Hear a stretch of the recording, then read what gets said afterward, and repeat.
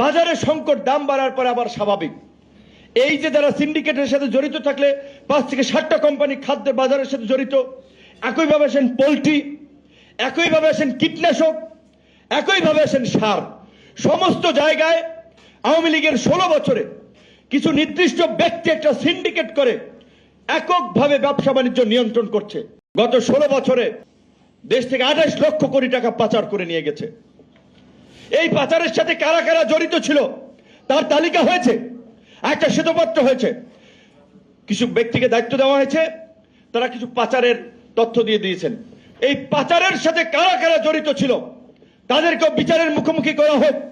তাতে যদি বাংলাদেশের শীর্ষ ব্যবসায়ী, সেটা বসুন্ধরা, এস আলম, রূপায়ণ, আমিন মোহাম্মদ, এরকম শীর্ষ দখলদার মাফিয়াদেরকে যদি গ্রেপ্তার করতে হয়, এটাই হবে নতুন বাংলাদেশের প্রতিচ্ছবি। ওদেরকে গ্রেপ্তার করেন,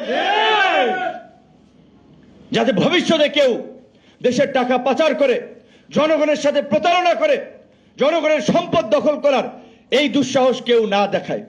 কিন্তু এখন পর্যন্ত আপনারা দেখেছেন কোন শীর্ষ 2 নম্বর ব্যবসায়ী বসুন্ধরা আপনার চেয়ারম্যান জনাব আহমেদ আকবর সোবান সাহেব, তিনি বলেছেন যে মরার পরেও শেখ হাসিনার সাথে মানুষে বলে আলেম ওলামা কিংবা তাদের একজন বুজুর্গ ব্যক্তি, যে তার সাথে যেন জান্নাতে দেখা হয়। স্বামী বলে স্ত্রীর কথা, স্ত্রী বলে স্বামীর কথা, আত্মীয় স্বজনের কথা।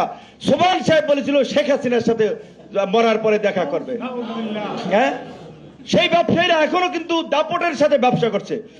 বাংলাদেশের খাদ্যপণ্য, তেল, আটা, চিনি, গম 5 থেকে 7টা কোম্পানি ইম্পোর্ট করে।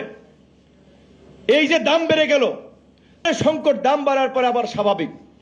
এই যে যারা সিন্ডিকেটের সাথে জড়িত থাকলে 5 থেকে 7টা কোম্পানি খাদ্যের বাজারের সাথে জড়িত, একইভাবে আসেন পোল্ট্রি, একইভাবে আসেন কীটনাশক, একইভাবে আসেন সার। সমস্ত জায়গায় আওয়ামী লীগের 16 বছরে কিছু নির্দিষ্ট ব্যক্তি একটা সিন্ডিকেট করে এককভাবে ব্যবসা বাণিজ্য নিয়ন্ত্রণ করছে আর দাম বাড়িয়ে দিচ্ছে। সরকারের জায়গা থেকে তারা কিছু করতে পারছে না, অনেক জায়গায় ভুক্তভোগী হচ্ছে জনগণ। তাহলে এইভাবে যদি চলতে থাকে, তাহলে যেই জনগণ রক্ত দিয়ে সংগ্রাম করে পরিবর্তন আনলো, সেই জনগণ তো আবার সরকারের বিরুদ্ধে দাঁড়াবে।